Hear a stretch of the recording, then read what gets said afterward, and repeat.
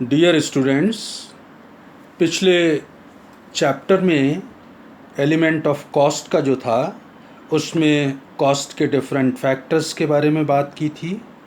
साथ ही statement of cost आप किस तरह से बनाते हैं, क्या क्या उसके कंपोनेंट्स होते हैं आपने देखा था। प्राइम कॉस्ट निकालते हैं, वर्क्स कॉस्ट निकालते हैं, कॉस्ट ऑफ प्रोडक्शन निकालते हैं, फिनिश गुड्स का अगर एडजस्टमेंट है तो प्लस माइनस करके कॉस्ट ऑफ गुड्स सोल्ड भी निकाल लेते थे, और सेल्स से उसको कंपेयर करके प्रॉफिट और लॉस भी निकालते थे। सिमिलर चैप्टर इसी से जुड़ा हुआ है अपना अगला चैप्टर, यूनिट और आउटपुट कॉस्टिंग का। आज उसके बारे में मुझे आपसे बात करनी है। सारा पैटर्न वही रहेगा, स्टेटमेंट उसी तरह से बनाएंगे जो पिछले चैप्टर में बना रहे थे।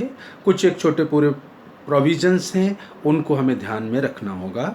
तो आज का जो पॉइंट ऑफ डिस्कशन रहेगा, यूनिट और आउटपुट कॉस्टिंग, इकाई या उत्पादन लागत क्या कहलाती है, किसको कहते हैं, मेथड्स ऑफ यूनिट कॉस्टिंग क्या हैं, ट्रीटमेंट ऑफ स्क्रैप और वेस्टेज मटेरियल, क्षय या अवशेष सामग्री का किस तरह से आप लेखा करेंगे, साथ ही additional expenses on defective goods पर जो आप करते हैं, दूषित माल पर अतिरिक्त व्यय करते हैं, उसके बारे में किस तरह से आप उनको शो करेंगे अपने अकाउंट्स में, मैं चर्चा करूँगा। तो आज का जो अपना टॉपिक है, यूनिट और आउटपुट कॉस्टिंग, इकाई या उत्पादन लागत निर्धारण की जो विधि है उसके बारे में बात शुरू करता हूँ। तो आप देख रहे हैं कि इस मेथड का उपयोग वहाँ पर हम करते हैं जहाँ बड़े पैमाने पर निरंतर उत्पादन जारी रहता है, बड़े पैमाने पर प्रोडक्शन होता है, साथ ही एक ही प्रकार की वस्तु का उत्पादन होता है।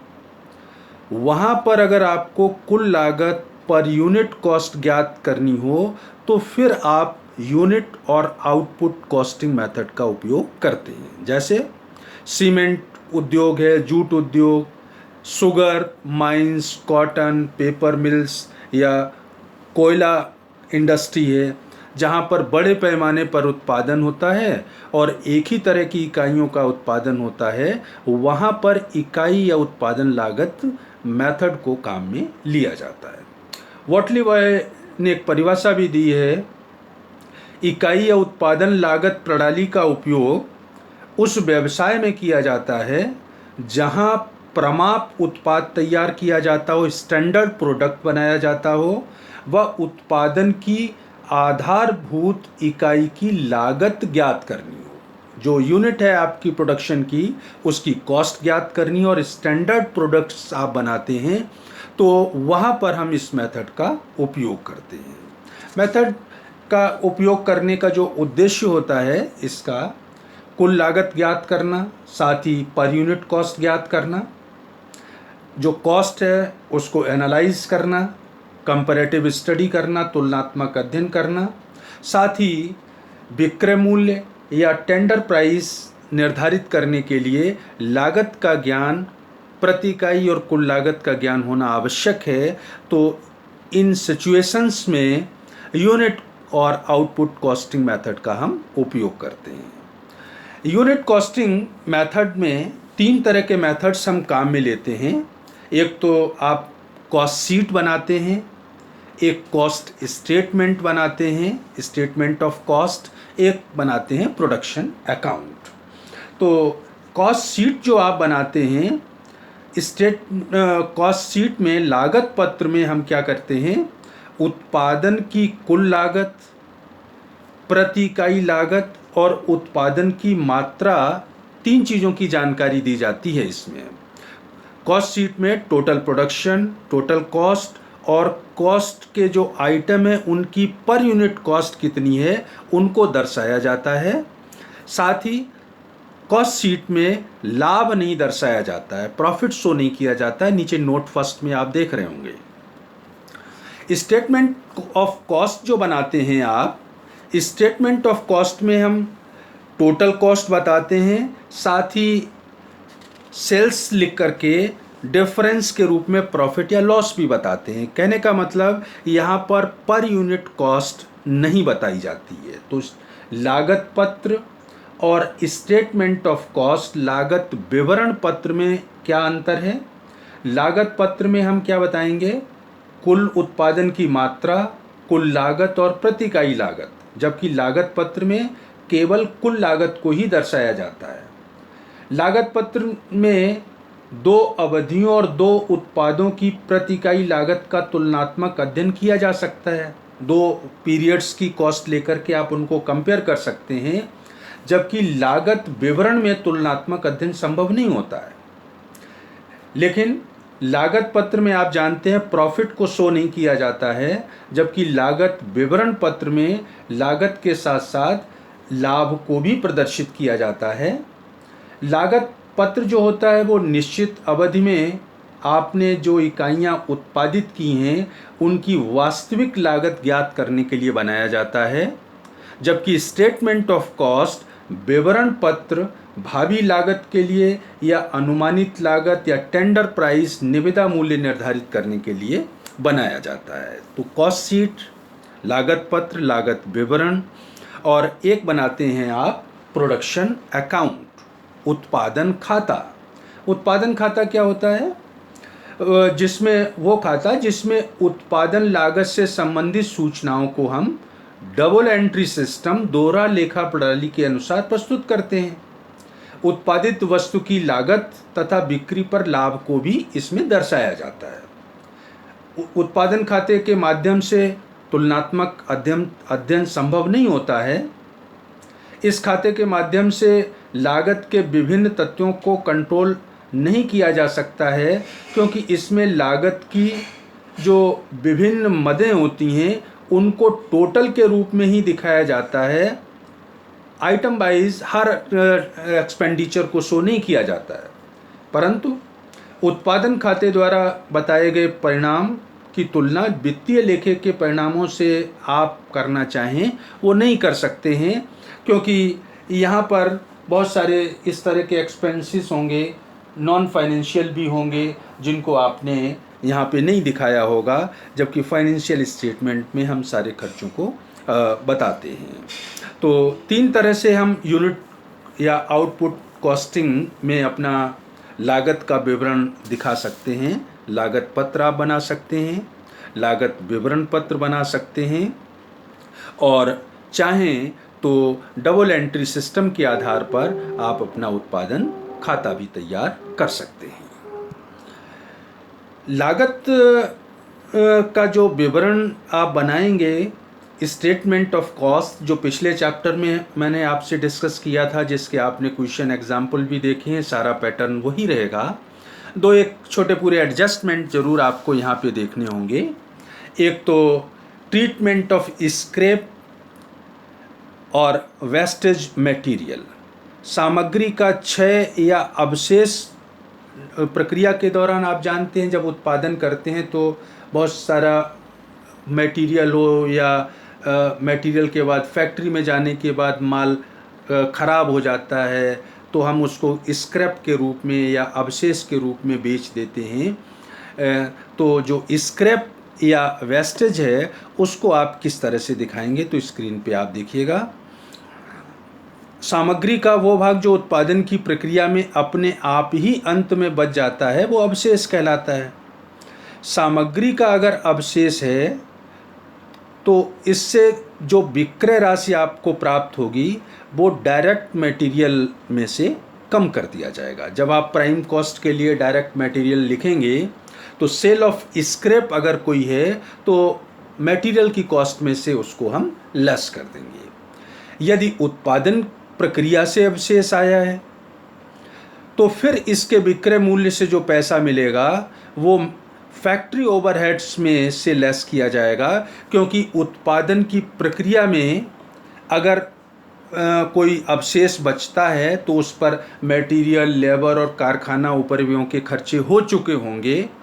किसी एक खर्चे से हम उसको संबंधित नहीं कर सकते हैं।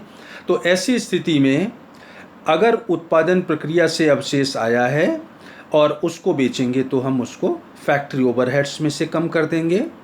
और सामग्री का अगर अवशेष असामान्य हानि होने पर हुआ है तो उसको फिर हम कॉस्टिंग का जो प्रॉफिट एंड लॉस अकाउंट बनाएंगे वहाँ पर ट्रांसफ़र कर देंगे। अब नॉर्मल लॉस है, नॉर्मल लॉस तो आप जानते हैं जब आप वस्तु का उत्पादन करेंगे तो कुछ ना कुछ क्षय होना जरूरी है। अगर 100 किलो मटेरियल आपने डाला है तो आउटपुट 100 किलो नहीं निकलेगा, कुछ ना कुछ वेस्टेज होता है।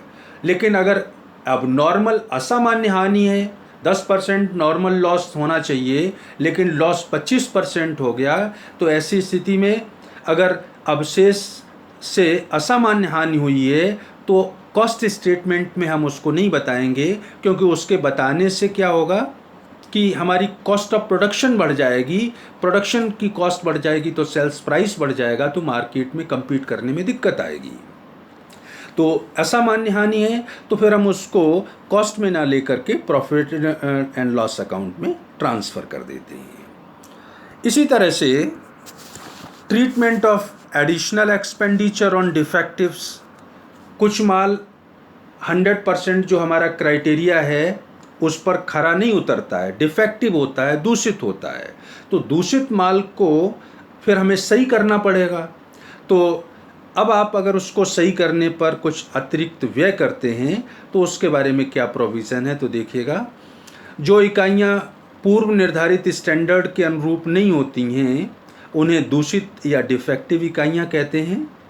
Additional expenditure incurred shall be added in factory overhead, दूषित इकाइयों को दोबारा आप उनको सही करेंगे तो उनको सही करने में जो अतिरिक्त खर्चा आप करते हैं वो फैक्ट्री ओवरहेड में शामिल किया जाएगा, कारखाना लागत में उसको जोड़ा जाएगा। इसके अतिरिक्त व्यय करके भी सुधार ना हो, आपने एडिशनल खर्चा भी कर दिया फिर भी सुधार नहीं हुआ और उन्हें आप बेच दें तो जो विक्रय से पैसा मिलता है वो फैक्ट्री ओवरहेड्स में से घटा देंगे। कुल मिलाकर के पॉइंट क्या रहा, डिफेक्टिव्स पर अगर कोई पैसा खर्च करते हैं तो वो फैक्ट्री ओवरहेड में जोड़ दूंगा, और अगर उनका इम्प्रूवमेंट नहीं होता है, सुधार नहीं होता है और उनको आप डिफेक्टिव्स के रूप में ही बेच दें तो जो पैसा मिलेगा वो कारखाना लागत में से कम कर दिया जाएगा। तो इस तरह से ये दो पॉइंट थे, स्क्रैप ऑफ मटेरियल का एंड ट्रीटमेंट ऑफ डिफेक्टिव्स का।